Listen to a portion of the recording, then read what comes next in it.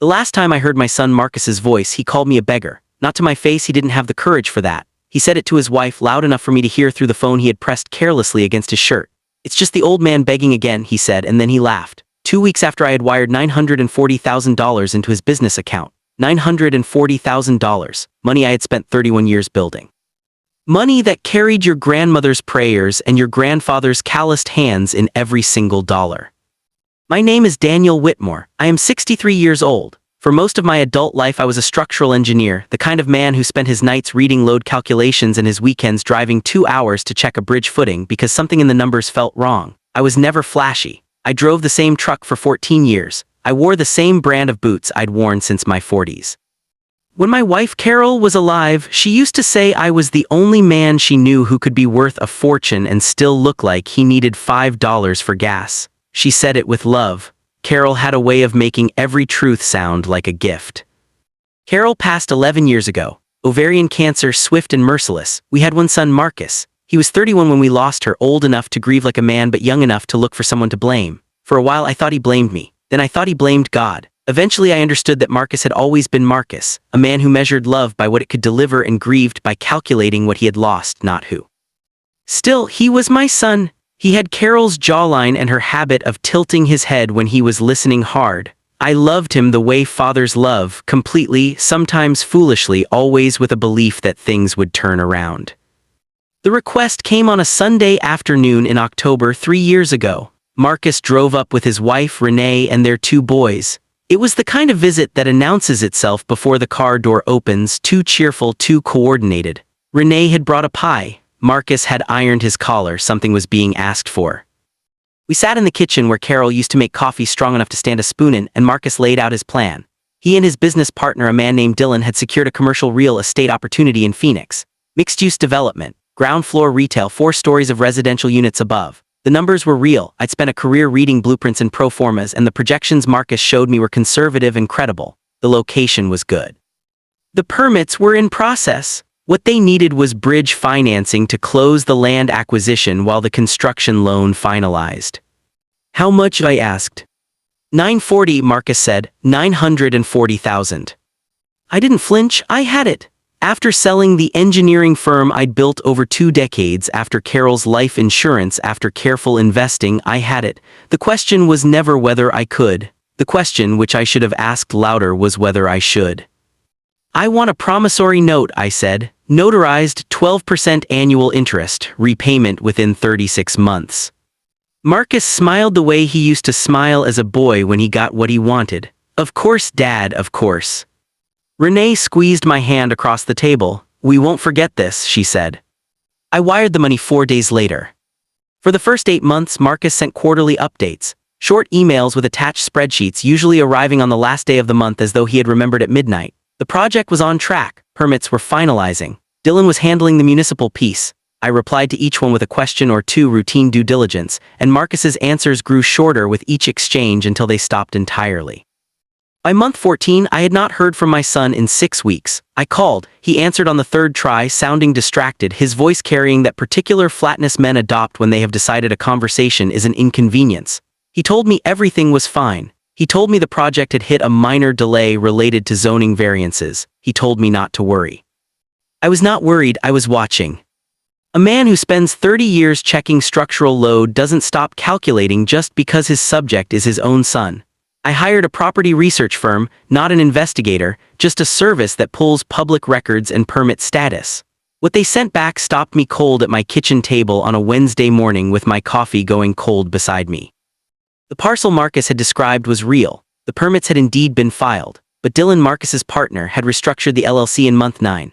Marcus's ownership stake had been diluted from 40% to 8%, and in month 11 the LLC had accepted a capital injection from a new investor group, which triggered a buyout clause that effectively removed Marcus from the operating agreement entirely. Marcus had been pushed out of his own deal, or he had allowed himself to be pushed. Or, and this was the possibility that sat heaviest, he had never truly been in it.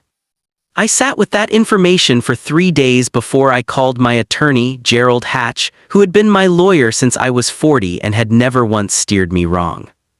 "Tell me what the note says," Gerald said. I read it to him. "Good," he said, "you did one thing right, now let me do the rest." It was during that same week that I made the mistake, if you can call it that, of calling Marcus to tell him I was aware of the LLC restructuring and needed to discuss what had happened to the capital. He didn't know I could hear him when he pressed the phone to his shirt. It's just the old man begging again. And then the laugh, short, dismissive, almost bored. I held the phone and said nothing for a long moment. Then I said calmly, Marcus, I heard that. Silence. I'll be in touch through my attorney, I said. Have a good evening. I hung up. I went to the window that looks out over the backfield Carol and I planted with wildflowers the summer before she got sick. I stood there until the light changed. Then I sat down and I made a list. Gerald filed the demand letter the following Monday. The promissory note was clear and enforceable, principal, interest, and a default provision that triggered acceleration if payment was not received within 60 days of formal demand. $940,000 plus 32 months of accrued interest at 12% annual came to just over $1,068,000. Gerald sent it certified mail and by electronic delivery to the last address and email Marcus had provided. Marcus did not respond. Marcus's attorney, a man I'd never heard of, apparently retained in a hurry, sent back a letter suggesting the note was entered under duress and that the money had been a family gift. Gerald's reply was 4 pages and included the notarized note, the wire transfer records, Carol's estate documentation establishing my assets' origin, and a brief but devastating summary of why the duress argument would not survive 30 minutes before a judge. We filed suit in civil court 3 weeks later. What happened next was not dramatic. There were no courtroom speeches, no tearful confrontations. Civil litigation is slow and administrative and largely invisible to everyone outside it. What there was, instead, was a series of financial disclosures that Marcus was compelled by law to provide. Those disclosures told a story. Marcus and Renee had purchased a home in Scottsdale 14 months earlier, month 10 of the project, 2 months after the LLC restructuring. The down payment was $240,000 paid in cash. They had taken 2 international vacations. Marcus drove a vehicle that cost $87,000. None of these things were illegal. All of them were visible. Gerald did not need to argue malice, he only needed to argue repayment. The judge awarded me full judgment, principal plus interest plus legal costs on a Monday afternoon. I was not in the courtroom, I was at my kitchen table reading a book Carol had always wanted me to finish. Gerald called me at 3:17 and told me the number. I thanked him, I made a pot of coffee, I went back to my book. Here is what no one tells you about being right, it doesn't feel the way you think it will. The money mattered, of course it did. Not because I needed it to live, but because it represented something Carol and I had built together across 3 decades, and watching it disappear into my son's carelessness had felt like a kind of erasure. Getting the judgment meant it would come back slowly through wage garnishment and asset liens. Gerald told me it could take 2 to 4 years to collect in full. I told him to take whatever time it needed. What I was not prepared for was the weight of what the lawsuit confirmed. Not that Marcus had been dishonest, I had begun to understand that in the silence and the restructuring documents. What it confirmed was something older and more painful, that my son had looked at everything I'd given him, not just the money but the years of showing up, the college tuition, the down payment on his first apartment, the patient phone calls, the unconditional presence, and had concluded that I was a resource rather than a person. That understanding is its own kind of grief. It doesn't have a name the way losing Carol had a name. It sits in you differently. You learn to carry it. Marcus did not reach out for 7 months after the judgment. When he did, it was a text message, brief and businesslike. Can we talk? No question mark, no greeting. I waited 2 days before responding, then I wrote back, yes, call me Sunday at 2. He called at 2:03 on a Sunday in April. The wildflowers were coming in outside the window. It was the kind of day Carol would have made us eat lunch outside whether we wanted to or not. Marcus sounded tired, not the bored tiredness of a man who has been inconvenienced, but the deep tiredness of someone who has spent months calculating and come up short every time. He didn't apologize right away. He talked around it for a while, the project, Dylan, the way things had unraveled. I let him talk. I had learned in 31 years of engineering that structures reveal their weaknesses when you stop poking them and simply watch. I should have told you what was happening, he finally said. When Dylan pushed me out, I should have called you. Yes, I said, you should have. I was embarrassed. I understand that, I said, And I did. I even felt a small degree of mercy for it, for the particular shame of a son who cannot bring himself to tell his father that he has failed. I knew something about pride. I had carried my own version of it for 63 years. I said something terrible, he said, on the phone when I didn't know you could hear. Yes.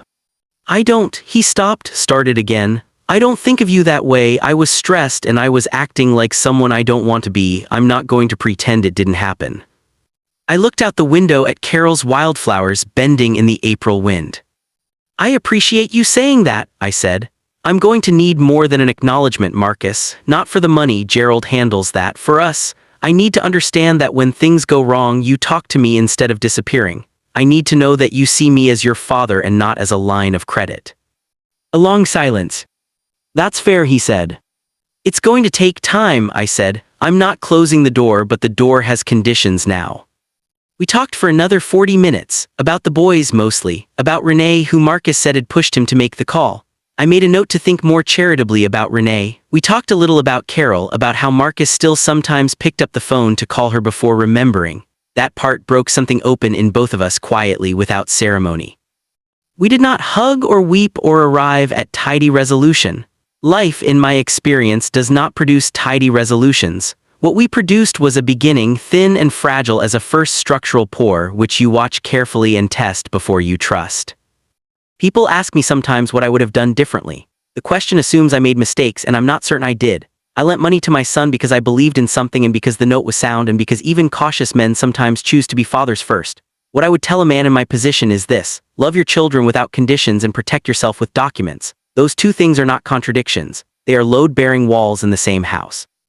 Gerald calls every few months with an update on collections. The number comes down slowly. I don't track it obsessively. I have the wildflowers and the book Carol wanted me to finish, and Sunday phone calls with my son that are getting incrementally more honest.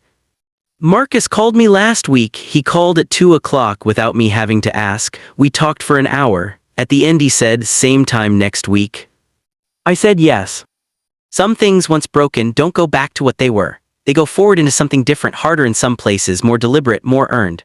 I am 63 years old, and I have buried a wife and rebuilt a relationship with a son who once called me a beggar. I have learned that dignity is not something anyone can take from you. It is the one asset that requires no promissory note, accrues no interest, and cannot be liened. It is, in the end, the only thing I was never willing to lend.